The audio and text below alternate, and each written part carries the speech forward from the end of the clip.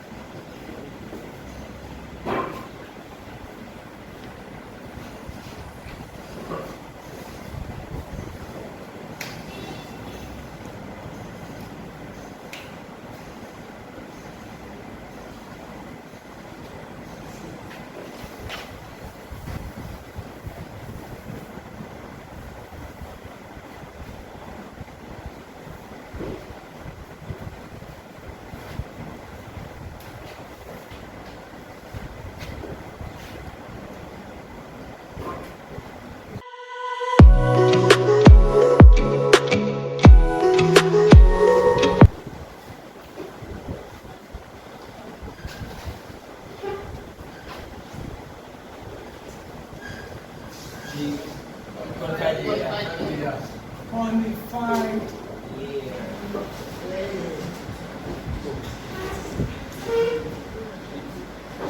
granular layer, Mapigian layer,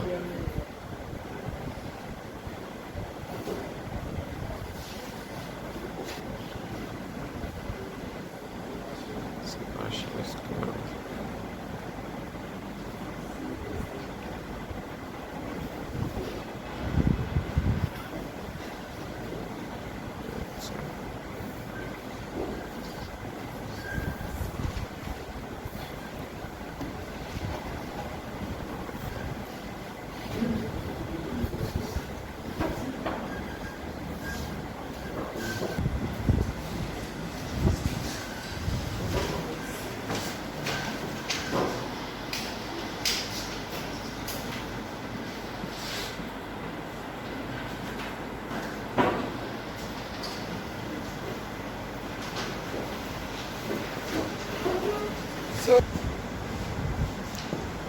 if you are able to capture these pictures in the diagram of skin and you're able to label up to this, you are good in any exam.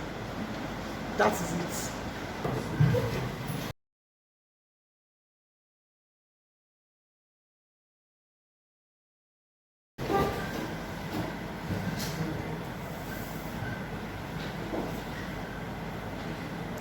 Victor, you've not labeled. You don't have space. You don't use arrow. You don't use arrow for labeling. It's wrong, and I didn't do that on the board. Sylvester, your drawing is looking like you shaded it. Let me look at your pencil. It's not sharp. The edge is not sharp. It's supposed to sharpen like a pinpoint. David, this is not good enough. Oh. This is your diagram. It's pencil problem. We've been able to draw the longitudinal section of the skin, which is one of our main objectives.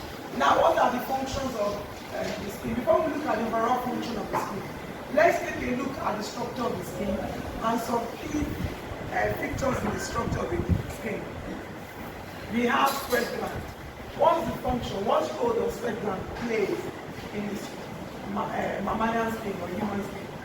Who can tell me? Maybe. It does sweat. It does what? It Produce has sweat. It produces sweat. It produces sweat. And so when the sweat is produced, it comes pass through this structure called the sweat glands and out of the pore. If you take a look at your skin, what do you see? You can find a small hole near the air. That's where your sweat comes out from. Another important, the next picture we are looking at is the sebaceous gland. The sebaceous gland is a structure that is found in the skin that is responsible for production of an oily substance called sebum. Sebum is secreted into the hair follicle to oil it and also to make our epidermis waterproof. That is the reason why you will be in a swimming pool and water will not pass into your body through your what do you call it? The sweat pores. And it also helps the body make the skin supple. It also make and protect the skin from germs. Because dirt is synonymous with germs. Anywhere that is dirty, even our nails. If you have dirty fingernails, there is no way that will not be germs there. Then another picture that we need to look at is the air erector muscle. The air erector muscle, all muscles contract and relaxes. So when they contract, they change the position of the air. You can see the air follicle is being controlled by the air erector muscle. And the effect of the air erector muscle is observed outwardly during weather changes. When the weather is hot, if you look at your skin, your hair on the skin is in a slant mode now.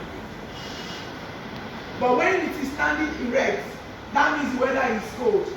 That will happen to you, that results in you having goosebumps. So that we call it temperature control. So the body, the skin also helps to control the temperature of the body. Now, all those relaxation of the muscles is a response of the skin in helping to control based on the environment. And then we also have protective function. That's talking about the function of the skin. How does it protect us? Who wants to say something? Yes.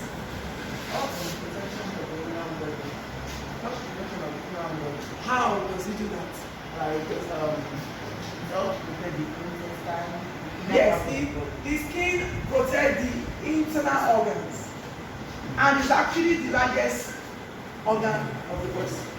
Another function of the skin, yes, right. Regulation of body temperature. No, I just said that. That was what I explained when I talked about direction of the air and the relaxation of the air. During the hot weather, the air is it's sort of relaxed, it's a slant mode. When the weather is cold, the air is erect. And that's what we talk about vasodilation and vasoconstriction. Yes, Sylvester. He says what? Yes. What does the skin express? Sweat gland. Give yourself a round of applause. So do you know that the skin also produces vitamin D? Yes, the skin also produces vitamin D. And the fat tissue of the skin helps to help us to regulate heat too. That's why it keeps the body warm. So what do we talk about? We talk about skin diseases. When you don't take care of your skin, it will result in skin disease. So how do we care for the skin? You remember when we started the lesson, we talked about what are your activities like? What do you do with your body? So what were the things you do daily with your skin? Yes, I want to. You take your bath twice daily. What was in your mind when you were doing that? Yes, personal hygiene. You want personal hygiene in your mind. That if you are dirty and you have your bath, you will be able to take care of death. Yes, it's a personal hygiene, but what you're doing is you're taking care of your skin by having your bath twice daily.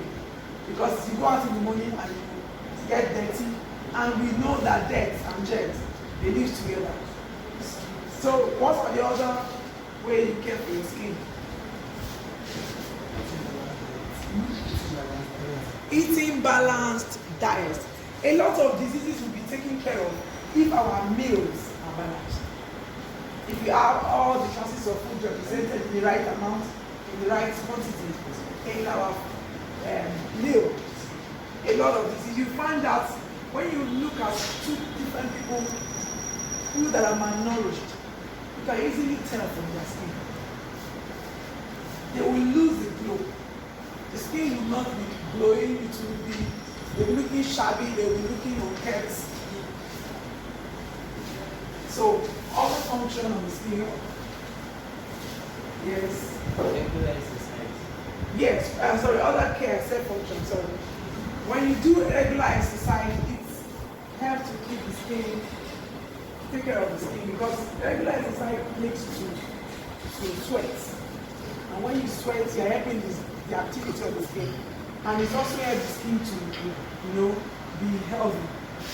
Exposure of the skin to fresh air. Yes, high fresh air to blow your skin to have fresh air. Very, very important. So finally, we'll talk about skin diseases. What are the diseases of the skin that you know? Yes, let's start from you. Measles. What? Acne. Eczema. Chickenpox. Ringworm. Rashes. Cancer of the skin. Cancer of the skin. That one is even the worst case. Pimples. Pimples is any state of abnormality is regarded as disease, any malfunction when your skin is supposed to be smooth and is not smooth. So, thank you for this, for having this time out. Give yourself a round of applause. We are done with this class online to be able to benefit from this lesson. Thank you.